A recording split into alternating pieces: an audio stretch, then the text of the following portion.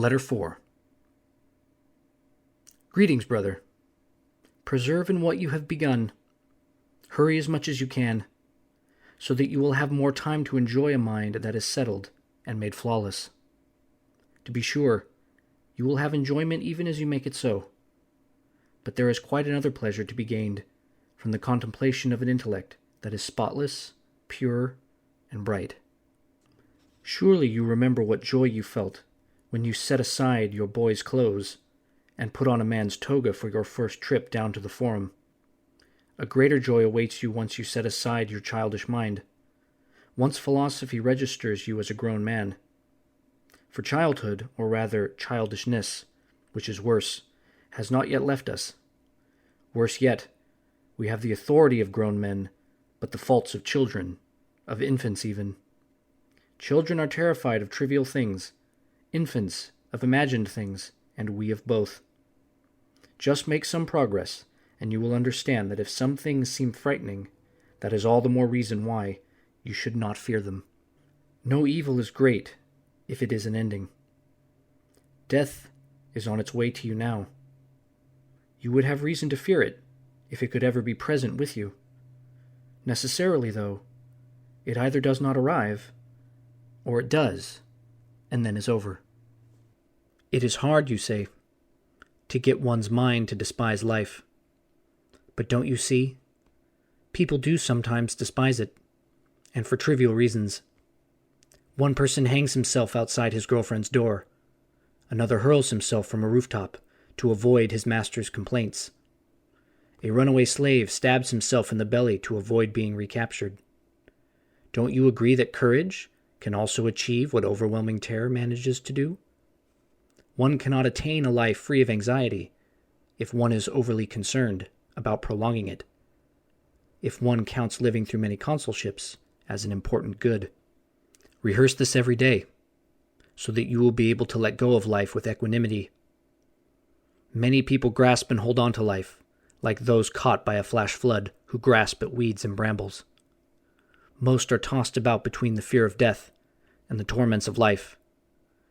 They thus do not want to live, and yet they also do not know how to die. Cast off your solicitude for life, then, and in doing so make life enjoyable for yourself.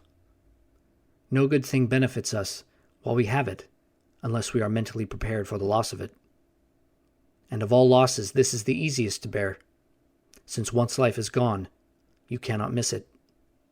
Exhort yourself, toughen yourself, against such events as befall even the most powerful. Pompey lost his life to the decree of a young boy and a eunuch.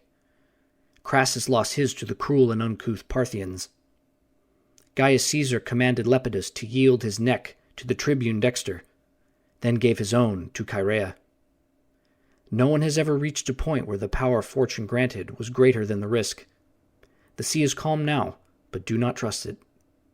The storm comes in an instant. Pleasure boats that were out all morning are sunk before the day is over. Think about this. A robber, as well as a foe, can put a knife to your throat. In the absence of any greater authority, any slave holds the power of life or death over you. That's right. Anyone who despises his own life is master of yours. Call to mind the stories of people whose house servants plotted to kill them, some by stealth, some in broad daylight, and you will realize just as many people have died from the anger of slaves as from the anger of kings. So why should you bother to fear those who are especially powerful, when the thing you are afraid of is something anyone can do? And suppose you should fall into the hands of the enemy, and the victor should order you to be put to death. Death is where you are headed anyway. Why do you deceive yourself? Do you realize now for the first time what has in fact been happening to you all along? So it is. Since the moment of your birth, you have been moving toward your own execution.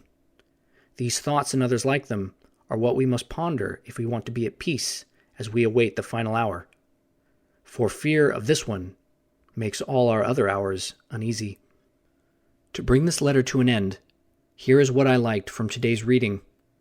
This too is lifted from another's garden. Poverty is great wealth when it adjusts to nature's law. Do you know what boundaries nature's law imposes? Not to be hungry, not to be thirsty, not to be cold. To keep back hunger and thirst, you need not hang about the thresholds of the proud, nor endure the scorn of those whose very kindness is an insult. You need not brave the seas nor follow the camps of the army. What nature requires is close by and easy to obtain. All that sweat is for superfluous things. We wear out our fine clothes, grow old in army tents, hurl ourselves against foreign shores, and for what? Everything we need is already at hand.